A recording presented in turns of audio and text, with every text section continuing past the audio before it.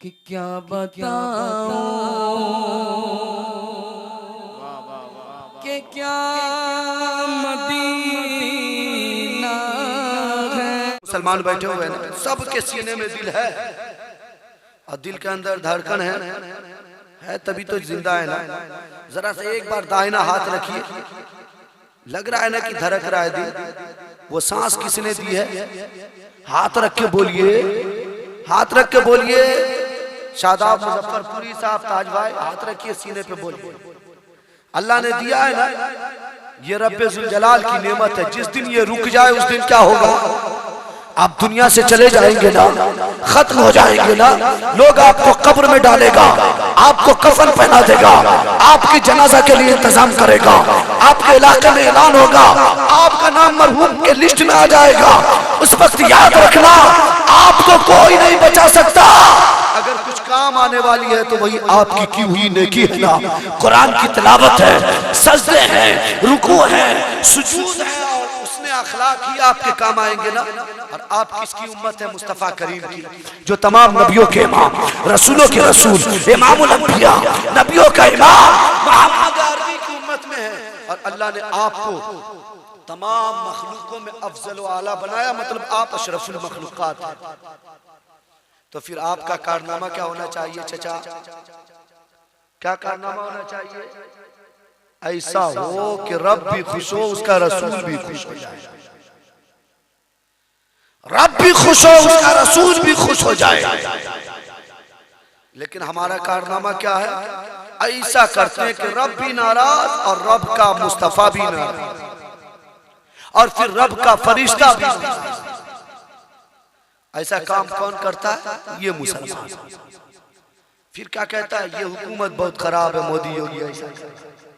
अरे उससे मत डरिए, वो तो हमारे जूते के बराबर भी नहीं है। सबसे बड़ी परेशानी तो ये कि मुसलमान का दुश्मन ही मुसलमान। आज एक गरीब मुसलमान को जहेज के नाम पे आप बोलते हैं स्विफ्ट चाहिए, ऑडी चाहिए, फॉर्च्यूनर चाहिए, या फिर आप ये कहते हैं कि हमें महंगी कीमती गाड़ी चाहिए। अब वो बेचारा बेटी की शादी करने के लिए परेशान, सोचता है कि स्विफ्ट ही कहीं से भीख मांग करके चंदा करके दे दूं ताकि मेरी बेटी की शादी। आपने तो फरमाइश कर दी ना, लेकिन आपको मालूम हुआ कि वो इंसान किस लेवल का है, वो इंसान किस हिसाब का है। अल्लाह ने उसके पास इतनी दौलत दी है या नहीं? अल्लाह रब्बुल इज्जत ने उसको इतना दिया या नहीं? आपने सोचा नहीं मुसलमान। याद रखें, अगर आपने ऐसा नहीं सोचा है और आपने किसी से ये डिमांड किया, बेजा डिमांड किया है, तो यकीन माने जितना जहेज मांगना हराम है, लेना हराम है, उतना जहेज देना भी हराम है। इसलिए अपने आप को सुधार लीजिए, वरना कब्र में फरिश्ते इतना पीटेंगे कि आपके दिमाग से भेजा बाहर, आपको कोई बचाने वाला नहीं। आपने मुस्तफा की सुन्नत शादी को मजाक बना दिया। आज एक गरीब इंसान कभी इस मस्जिद पे भीख मांगता है जुमा में कि मेरी बेटी की शादी है, कभी उस मस्जिद पे जाता है, कभी फला शेख के दरवाजे पर, कभी फला इंसान के दरवाजे पर जाकर भीख मांगता, कहता है कि माफ कीजिए, मदद कर दीजिए, फला तारीख में मेरी बेटी की शादी है, मेरा होने वाला दामाद मुझसे स्विफ्ट मांगा, फला कार मांग रहा है, मुझसे फला गाड़ी का डिमांड किया। अगर आप मुझे भीख दे देंगे तो उसी भीख से अपने दामाद को मैं भीख दे दूंगा। मेरे दोस्तों याद रखिए, उसको भीख मांगने पर किसने मजबूर किया? कोई मोदी और योगी ने नहीं, आपने किया, आपने किया। इसलिए अपने आप को सुधार लीजिए। अल्लाह ने आपको बेटी दिया है तो ये अल्लाह की नेमत है, शुक्रिया अदा कीजिए। और बेटा दिया है तो ये भी अल्लाह की नेमत है, आप शुक्रिया अदा कीजिए। और आप शादी को सुन्नत के मुताबिक कीजिए। जब शादी की शुरुआत ही हराम काम से हो तो फिर शादी के बाद बार बार नहीं होती। अरे एक बार मेहंदी लगाइए या 1 करोड़ मर्तबा। मर्द को मेहंदी लगाना हराम है तो हराम है। अब शादी के मौके से लगाइए मेहंदी तो भी हराम, वलीमे के मौके से लगाइए तो भी हराम, आप मिलाद के मौके से लगाइए तो भी हराम, आप उर्स के मौके से लगाएं तो भी हराम। लड़कों के लिए अल्लाह ने और अल्लाह के रसूल ने मेहंदी को लगाने के लिए हराम करार दिया है। तो जब आप शादी की बुनियाद ही हराम काम पे रखेंगे तो यकीन माने तलाक होना बिल्कुल जरूरी है, और ऐसी शादी में फौरन तलाक हो जाया करती है। इसलिए शादी सुन्नत है तो उसे सुन्नत समझ करके कीजिए। दूसरा गुनाह क्या करते हैं आप शादी के मौके से? दूसरा गुनाह ये रहता है आपका कि आज रत जगह है, कल सुबह बारात है, तमाम मोहल्ला की औरतें उठेंगी, जगी रहेंगी और बेजा इखराजात करेंगी, बेजा रस्म अदा करेंगी। यहाँ तक के बाद जगहों पे तो माहौल ये बना हुआ मुसलमान का, उसके नाम पे थूकने पर भी इंसान को अफसोस होगा कि मुसलमान की औरतें कहती है कि मेरा एक ही बेटा है, अगर इसकी शादी में माँ नहीं डांस करेगी तो शादी कैसे होगी?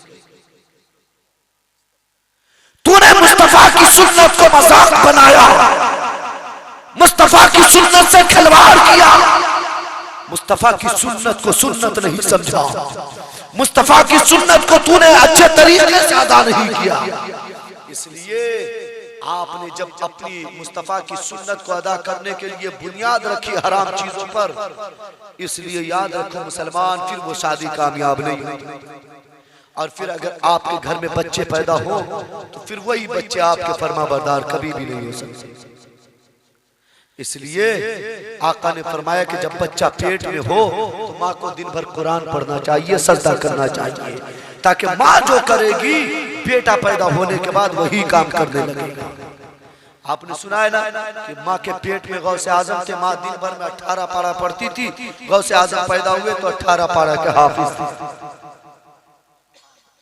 इसलिए शादी में हरामकारी से बचने की कोशिश कीजिए, वरना याद रखिए जब आपके रब की पकड़ होगी तो कोई नहीं बचा सकता।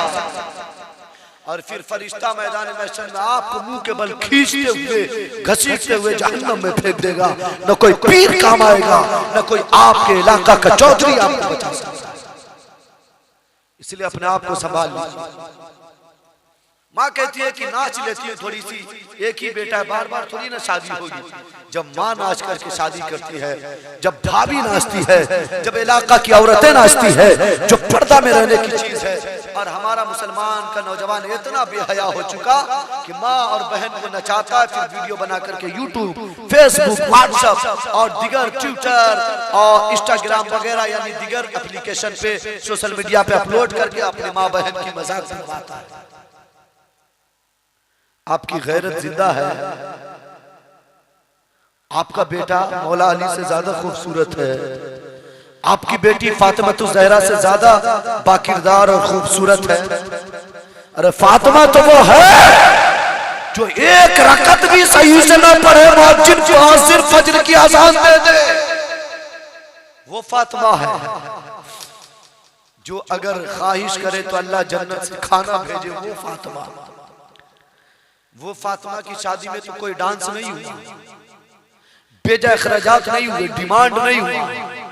और वो मौला अली जो एक हाथ से खैबर को उखाड़ फेंके, वो मौला अली जो पैदा हो तो खाने काबा के अंदर, वो मौला अली जो आंखों को खोले तो मुस्तफा के गोद में, वो मौला अली जो आंख को खोले तो पहले मुस्तफा को देखे, वो मौला अली जो दुनिया में रहे तो अल्लाह की इबादत करे और जब इंतकाल हो, शहीद हो तो मस्जिद के अंदर। वो मौला अली की शादी में तो इस तरह डिमांड नहीं हुए, तो फिर आप क्यों करते हैं? अपने आप को बचा लीजिए, वरना कयामत करीब है, कब्र में फरिश्ते इतने मारेंगे कि आपको कोई पीर साहब नहीं बचा सकता। आप ये समझते हैं कि आप मुजफ्फरपुर में बहुत सारे पीर हैं, वैशाली में बहुत सारे पीर हैं तो हमको बचा लेंगे? अगर बाअमल पीर होगा, पावरफुल पीर होगा तो यकीनन खुद भी बचेगा, आपको भी बचाएगा। लेकिन अभी के दौर में जो 2 नंबर पीर घूम रहा है वो पीर होगा तो वो पीर भी पीटा जाएगा, आप भी पीटे जाएंगे। याद रखिए। इसलिए जुब्बा और दस्तार देख करके मुरीद मत होइएगा, तादाद देख करके मुरीद नहीं होना। अफराद देख करके मुरीद नहीं होना, हु अल्लाह सुन करके मुरीद नहीं होना। तो आप कहिएगा कैसे मुरीद होना? तो अल्लाह का कुरान कहता है इन औलियाउहु इल्लल मुत्तकून, अल्लाह के वली मुत्तकी होते हैं। अब आपको तादाद नहीं देखना, चेहरे की चमक नहीं देखना, ड्रेस नहीं देखना, जुब्बा दस्तार नहीं देखना, बल्कि आप ये देखें कि जिसके अंदर तकवा की सिफत है, जो मुत्तकी है, वही अल्लाह का वली है। अगर आप उससे मुरीद होंगे तो आप दुनिया में भी कामयाब, कब्र में भी कामयाब और हश्र में भी आपको जन्नत मिल जाएगी। जिंदाबाद जिंदाबाद माशाअल्लाह। इसलिए समझने की कोशिश कीजिए, समझ बहुत। आखिरी बात बोल करके मेरी बात खत्म, 2 मिनट का वक्त ज्यादा हो गया। आज आप क्या करते हैं? वलीमा। मौलाना तनवीर तेगी साहब वलीमा करते हैं ना। ये वलीमा क्या है, कोई बता सकता है? वलीमा करना क्या है? बोलिए। सुन्नत ना, और दाढ़ी रखना सुन्नत ना। वलीमा करते हैं ना, तो फिर दाढ़ी क्यों नहीं रखते? सजदा करना, सजदा करना क्या है? जल्दी बोलिए, बोलिए आप लोग बोलिए। अरे ये नौजवान कब बोलेंगे भाई? पूरी दुनिया तेरे पीछे हाथ धो करके पड़ी हुई है, लेकिन तू भी उस नबी की उम्मत है कि दुनिया पीछे ही रह सकती है, तू हमेशा आगे रहेगा। शर्त यह है कि पक्का आशिक रसूल तो बन जा तू, शर्त यह है कि मुस्तफा का पक्का दीवाना तो बन जा। दुनिया तुम्हारे पीछे रहेगी, यकीनन लीडर तुम्ही को बनना है। अब कोई सलाहुद्दीन अय्यूबी नहीं आएगा, अब कोई मोहम्मद बिन कासिम नहीं आएगा, अब कोई टीपू सुल्तान नहीं आएगा, अब कोई बाबर आजम नहीं आएगा, अब कोई आपको बचाने वाला नहीं। बचना है, आपको खुद तदबीर निकालनी होगी, आपको खुद टीपू सुल्तान का किरदार निभाना होगा, आपको खुद सलाहुद्दीन अय्यूबी बनना होगा, आपको खुद मोहम्मद बिन कासिम बनना होगा, आपको खुद सुल्तान महमूद गजनवी बनना होगा। तब जाकर के आप कामयाब हो सकते हैं मेरे दोस्त। आप बताइए बताइए बताइए जल्दी। दाढ़ी रखना, बोलिए सुन्नत, वलीमा करना सुन्नत, सजदा करना सुन्नत, पड़ोसी की मदद करना सुन्नत, गरीबों की इज्जत करना मुस्तफा की सुन्नत, यतीम बच्चों के सर पे हाथ फेरना मुस्तफा की सुन्नत, बेवाओं के पास खाना पहुंचाना मुस्तफा की सुन्नत। आपके पड़ोस में अगर कोई गैर मुस्लिम हिंदू सिख ईसाई हो, बीमार हो जाए तो उसे हॉस्पिटल तक पहुंचाना आपके रसूल की सुन्नत। अरे आपके रसूल तो वो है, एक मर्तबा गली से गुजर रहे थे, आपने देखा कि एक इंसान ठंडी के मारे ठिठुर रहा है, कांप रहा है। आका करीम ने उसका चेहरा नहीं देखा, उसका नाम नहीं पूछा, उसका खानदान नहीं पूछा, बल्कि मुस्तफा करीम नबियों का इमाम, जो चादर तथीर आप ओढ़े हुए थे वही चादर उसके बदन पे आपने उड़ा दिया, वही चादर उड़ा दिया। उसके बाद आका करीम ने से लोगों ने कहा, या रसूल अल्लाह आप इतनी कीमती चादर उस इंसान को क्यों उड़ा दिया? वो तो काफिर है, वो तो फासिक है, वो मुसलमान नहीं है। आका ने फरमाया कि इंसान तो है और अल्लाह ने मुझे तमाम कायनात के लिए रहमत बना करके भेजा है, इसलिए अपने रसूल की सुन्नत अदा की।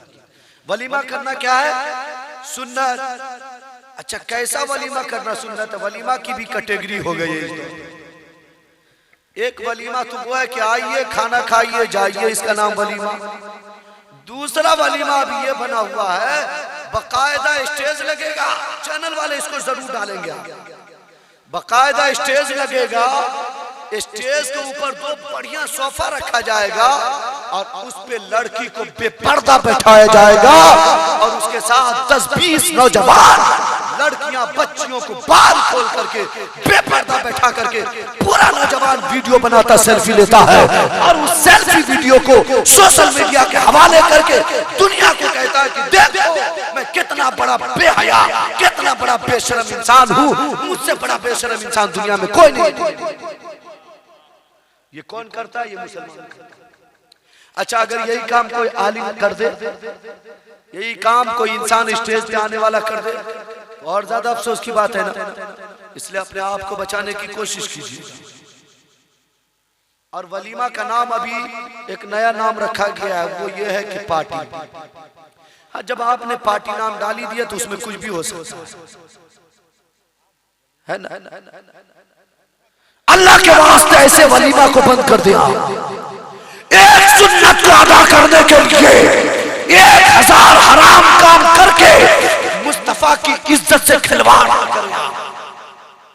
एक सुन्नत को अदा करने के नाम पे ढोंग रच करके, एक सुन्नत के नाम को यूज करके आप 1000 हराम काम करके अपने आप को मुसलमान घोषित करते हैं और अपने आप को जन्नती घोषित करते हैं। एक बार मर करके कब्र में जाइए, फरिश्ते इतना पीटेंगे कि तुम्हारी औलाद भी तुम्हें पहचानने से इनकार कर। अफसोस है, अफसोस, सुन्नत अदा करने जाते हैं और बेपर्दा मर्द औरत का इख्तिलात। ये रस्म कहां से गैर लोगों का हमारे पास आ गया।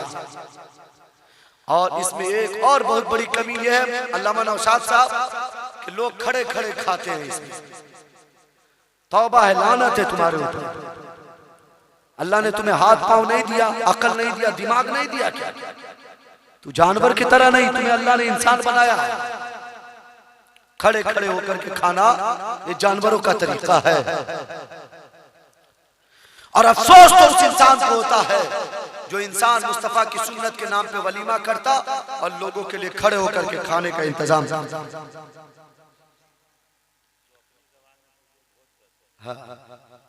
मतलब कुत्तों का खाना। और कितना अफसोस होता है कि इंसान को खाना है थोड़ा, लेता है ज्यादा, आधा खाया और आधा फेंक दिया। अल्लाह के वास्ते आप दाना को ठुकराइए। उसी एक चावल के लिए आपको कितनी मेहनत करनी पड़ती है, आप जानते हैं? आपका पसीना दिमाग से पांव तक आ जाता है ना, उसी दाना को कमाने के लिए। तो उसका सही इस्तेमाल कीजिए। इंसान, आप मुसलमान हैं, अगर आपके घर में कोई आए और कहे कि आपकी जवान बेटी के साथ हमें सेल्फी लेना है, तो आप इजाजत देंगे? चाचा, हो सकता है, पॉसिबल है? नहीं है ना। अगर कोई कह दे कि आपकी बीवी के साथ एक फोटो लेना है, तो नहीं ना, कभी भी जान दे देंगे, केस कर देंगे, जेल चले जाएंगे, फोटो नहीं लेने। और कोई इंसान ये कह दे कि आप 2 मिनट के लिए अपनी बेटी को, जवान बेटी को बेपर्दा रोड पे भेजिए, तो आप भेजेंगे? नहीं भेजेंगे ना। तो फिर वलीमा में बेपर्दा क्यों भेजते? क्यों भेजते? मुस्तफा की सुन्नत अदा करते हैं, बेपर्दा वलीमा में बेटियों को भेजते, जिसम पे बारीक कपड़े और ऐसे कपड़े में ऐसी जगहों पे डिजाइन बने होते हैं जहां पे नौजवान नहीं देखना चाहे तो भी उसकी नजर पड़ती। आप अपने बच्चियों को बेपर्दा वलीमे में भेजने से बाज आ जाइए, बाज। आप जब बच्चियों को बेपर्दा वलीमे में भेजते हैं तो आपके रसूल के रूह को कितनी तकलीफ होती है, आपको मालूम है क्या? आप अगर अपनी बेटियों को वलीमा में बेपर्दा भेजेंगे, बीवियों को, जो इज्जत, जिसका नाम इज्जत पर्दा रखा गया, जिसको घर में इज्जत से रखा जाता है, उसको अगर आप बेपर्दा वलीमा में भेजेंगे तो फिर आपकी बेटी जब वलीमा में जाती है ना, तो मर्द और औरत का इख्तिलात होता है, मिलता जुलता। और ये इस्लाम में हराम है। इस्लाम में मर्द और औरत को, गैर महरम को एक दूसरे के साथ मिलना हराम है निकाह से पहले। अब वो आपकी जवान बच्चियां बेपर्दा बाल को लहराते हुए, अपने जुल्फ के जलवे दिखाते हुए, अपने चेहरे की तमन्नाएं लोगों तक दिखाते हुए, चेहरे पे बेहतरीन क्रीम पाउडर का मसाज करके आपकी बेटी नौजवान लड़कों के पास जाकर के अपनी जवानी के दिखा करके नौजवानों के निगाह को अपने तरफ मुतवज्जह करवाती है। याद रखें, जितना गुनहगार आपकी बेटी है, उतना ही गुनहगार आप भी अल्लाह को आपको जवाब देना। जो चेहरा को खूबसूरत बना करके वलीमा में जाकर के जलवा दिखाते हैं ना, मरने के बाद उसकी कब्र 3 दिन बाद खोलिए, अगर आप उसे पहचान ले तो मेरा नाम बदल दीजिएगा। हमने पढ़ा है कि जब इंसान को कब्र में डाल दिया जाता है तो इंसान के 3 दिन के अंदर सबसे पहले उसके चेहरे भी गाड़ दिए जाते हैं। उसके बाद फिर 3 दिन के अंदर इंसान के नाक से कीड़ा जाता है और मुंह से निकलता है। आपकी हकीकत का आप एक गंदे नुत्फे से पैदा हुए, लेकिन अल्लाह ने आपको फिर भी इज्जत दी, अशरफुल मखलूकात बना दिया।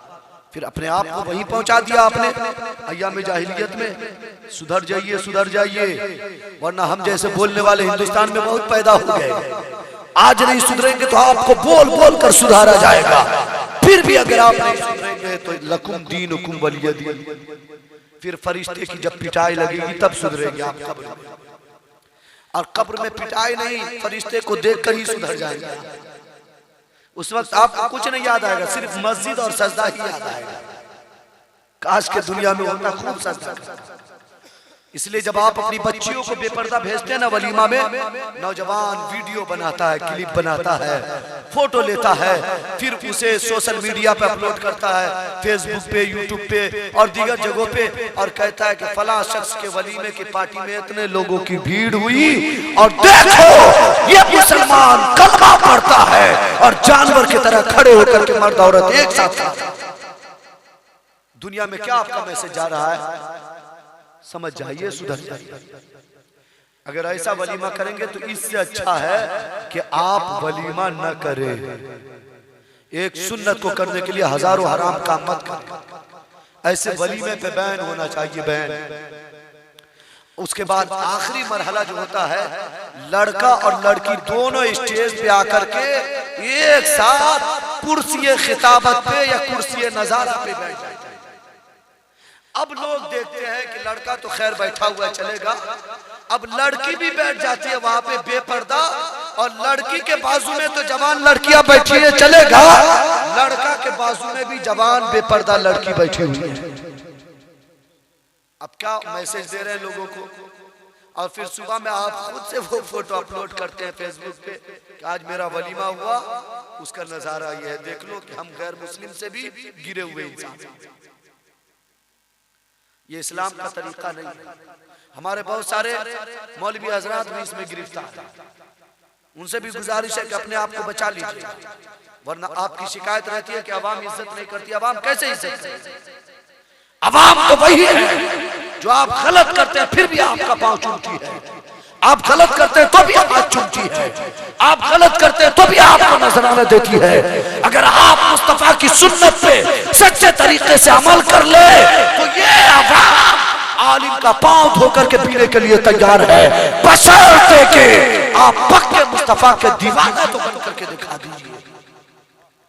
इसलिए अल्लाह के वास्ते हमारे उलमा भी इससे परहेज करें। कोई भी बात कहीं ढकी छुपी नहीं रहती। इस दौर में सोशल मीडिया का जमाना है, चंद सेकंड में बात कहां से कहां पहुंचती है। इसलिए अपने आप को बचा लीजिए और अपने घर की इज्जत की हिफाजत कीजिए। इसी में आपकी भलाई है, आपकी सुरखुरी है। और आप जो दिमाग में डाल के बैठे हैं ना कि मरेंगे तो पीर साहब जन्नत में ले जाएंगे, और मस्जिद के इमाम को दिन भर सताते हैं, तो याद रखिए कोई पीर उर काम नहीं आएगा मरने के। कहेंगे और नबी इज़हबू इला गैरी, मेरे हुजूर के लब पर अना लहा होगा।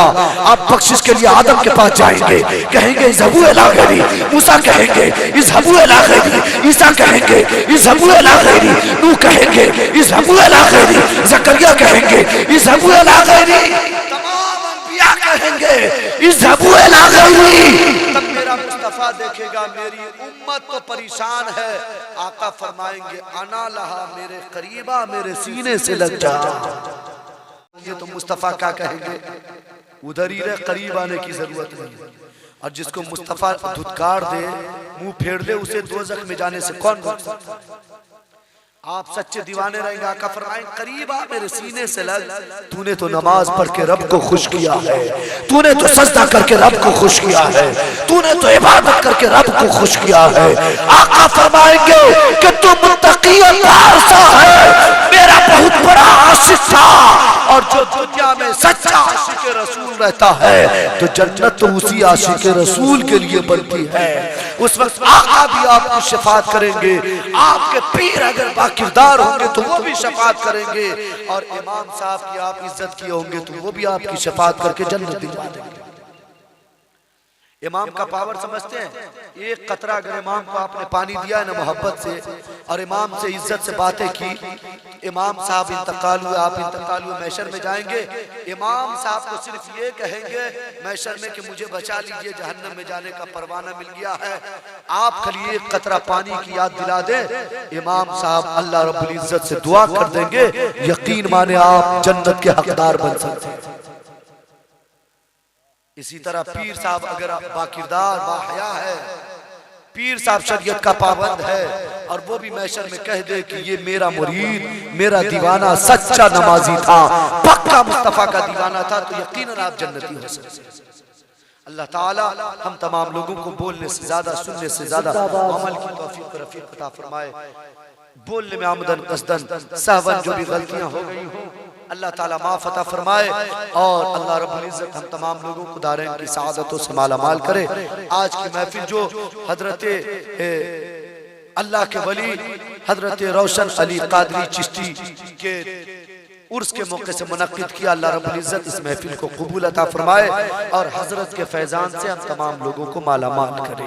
हो रहे जवां बच्चे, बूढ़ी हो रही है माँ, बेचराग आंखों में ख्वाब हो रही है माँ, सांस की मरीजा है फिर भी ठंडे पानी से कितने सख्त सर्दी में कपड़े धो रही है माँ, गैर की शिकायत पर फिर किसी शरारत पर मार कर मुझे थप्पड़ खुद ही रो रही है माँ।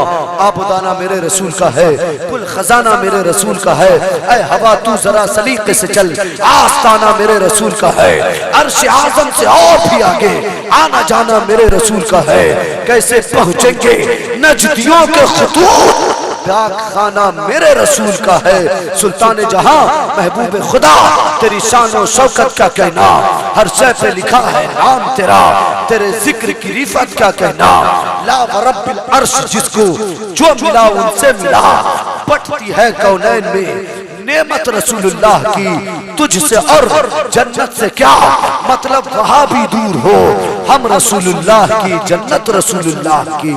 वमा अलैना इल्लल बलाग। अस्सलामु अलैकुम।